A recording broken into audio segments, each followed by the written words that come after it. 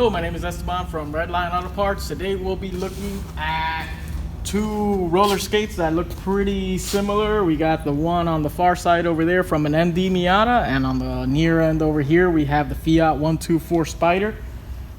Miata Drivetrain came out of a 2016 Miata club. That's why it has the Bilstein shocks, also has the LSD, and the Fiat 124 Spider drivetrain came out of an Abarth model, manual transmission, and it has also the Bilstein shocks and the Fiat version of the LSD as well.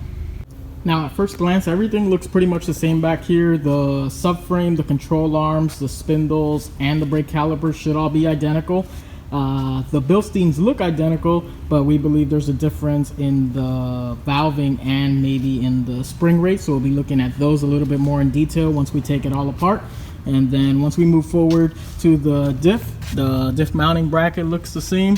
Of course, the gear ratios are going to be different because they use different transmissions. And then one of the main differences we see on the differentials already is that the Miata one has the dampener up front and the Fiat one does not.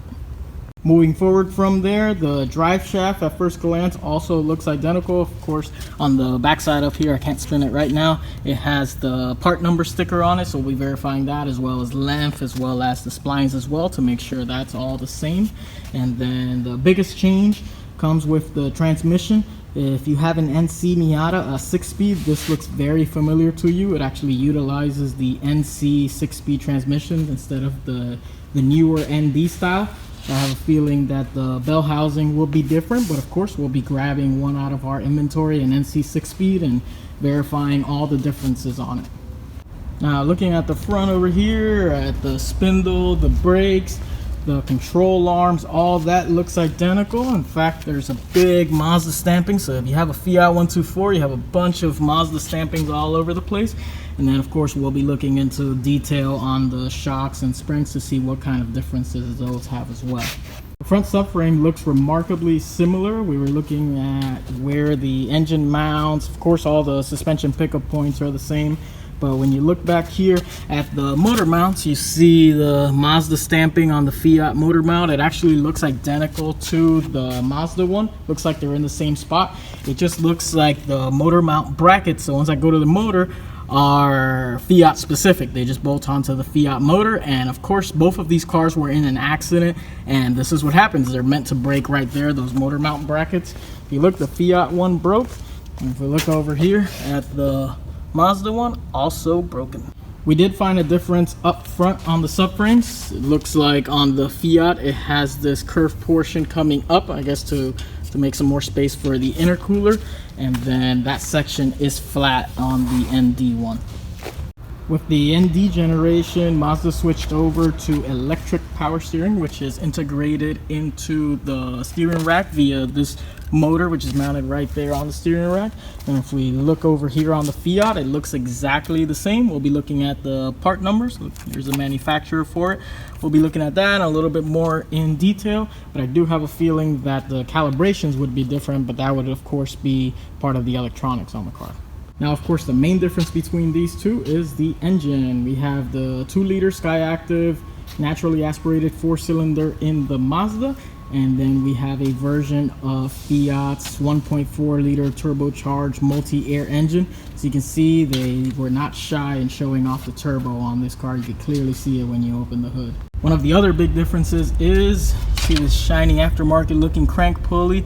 It's actually an OEM piece, but see the distance between it and the steering rack? It's pretty distant right there, but if you look at the front of the Miata, the crank pulley is a lot closer to the steering rack. In physical size, the Miata motor is a lot longer. One of the other big differences between these two is that the Mazda has the intake manifold and its throttle body clearly visible on the driver's side of the car when you open the engine bay, and then when we look at the Fiat, the intake manifold is actually not that visible. It has a weird design to it. I guess that's how all these multi-air engines are. But this is actually the intake manifold right here on the passenger side, and the throttle body is upside down. The intercooler feeds the throttle body right through there. Now looking at more differences between the two, we are looking at the AC compressor down here on the bottom of the driver's side. of the ND, and then the alternator above it. And then we have the external belt-driven water pump. That's the only thing on the passenger side. And we shoot over here to the Fiat. We see that the AC compressor is actually completely opposite of that one. It's on top now, and it's also on the passenger side. And then we see that the alternator's mounted down there. And then the oil filter housing, which you have to access from the top. It's one of those cartridge style filters. Looking at the Miata engine, we see that the exhaust manifold is actually on the passenger side, and the exhaust runs all the way next to the transmission, next to the drive shaft, basically opposite of the power plant frame, all the way past the subframe and out. Now, when they were designing the Fiat, I guess this was a little bit of a challenge for them because, of course, they have the turbo on this side.